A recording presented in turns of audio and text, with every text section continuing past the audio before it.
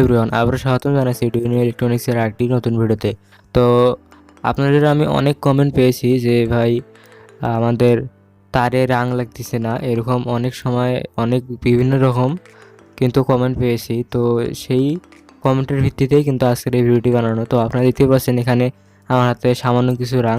তো আজকে আমি কয়েকটি আপনাদের টিপস বলবো, যেটি দিয়ে কিন্তু আপনারা ভালো মানের রাং চিনতে পারেন। তো সোল্ডারিং করার ক্ষেত্রে কিন্তু দুইটি জিনিস অনেক গুরুত্বপূর্ণ, একটা হলো রাং আর দ্বিতীয়টি হলো রজন। তো আমরা যারা ভালো মানের রাং ব্যবহার করি তাদের ক্ষেত্রে কিন্তু রজনের ব্যবহারটা কিন্তু অনেকটাই কমে যায়। তো আপনারা দেখতে পাচ্ছেন এখানে কিন্তু একটি ভালো কোয়ালিটির রাং। তো আপনারা রাং কিন্তু আমার দেখা মতো কিন্তু দুই রকম আমি দেখেছি। একটা হলো চিকন, যেটা আসলে মোবাইল রিপেয়ারিং কাজে বেশি ব্যবহার হয়ে থাকে, আর দ্বিতীয়টা হলো এরকম আমার হাতে মোটা। তো এগুলো কিন্তু মাপ আছে, যেগুলো বর্তমানে আমার মনে পড়ছে না, কিন্তু আপনারা যখন রাং কিনবেন তখন কিন্তু জানতে পারবেন।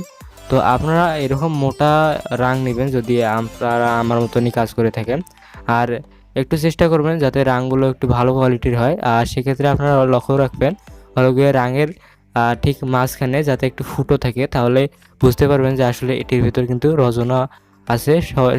ফলে আপনারা যখন সোল্ডারিং করবেন তখন কিন্তু অতটা সমস্যা হবে না, তখন রজনের পরিমাণটাও কিন্তু অর্থাৎ ব্যবহারের পরিমাণটাও কিন্তু অনেক কমে যাবে। তো আমি এখানে আপনারা দিতে পারছেন সামান্য কিছু রাং নিয়েছি, এখানে 20 টাকার রাং আছে। তো আপনারা কিন্তু আপনাদের প্রয়োজন মতো নিতে পারেন। তো আমি যেটা বললাম এটাই কিন্তু আমার মনে হয় সবচেয়ে ভালো টিপস ভালো রাং কেনার। তো আপনারা অবশ্যই রাঙের মাথায় দেখবেন ছোট যাতে একটু ফুটো থাকে, খুব ছোট থাকবে কিন্তু ওটা, সেটা আপনাদের ভালোভাবে লক্ষ্য করে দেখতে হবে।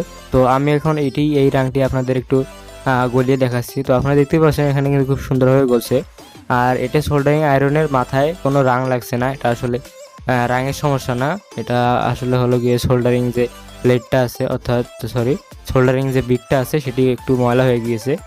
তো যাই হোক, আমি এখানে একটু আপনাদের সোল্ডারিং করে দেখাচ্ছি। আমি কিন্তু এখানে কোনো রজন কিন্তু আমি নেই, আপনারা দেখতে পাচ্ছেন, তাও কিন্তু এটি সোল্ডারিং করতে পেরেছি। আসলে এটি তারটা আসলে ধরার অভাবে কিন্তু আমি এইভাবে কোনো মানে যেমনে তেমনি সোল্ডারিং করেছি।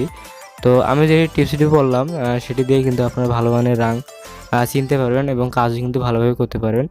তো বন্ধুরা, আশা করি এই ভিডিও দেখে আপনাদের উপকৃত হয়েছে। যদি ভিডিও ভালো লেগে থাকে তাহলে লাইক দিতে ভুলবেন না, আর এমনিতে তুমি ভিডিও পেতে চ্যানেল সাবস্ক্রাইব করে সঙ্গে থাকবেন। তো ধন্যবাদ সবাইকে।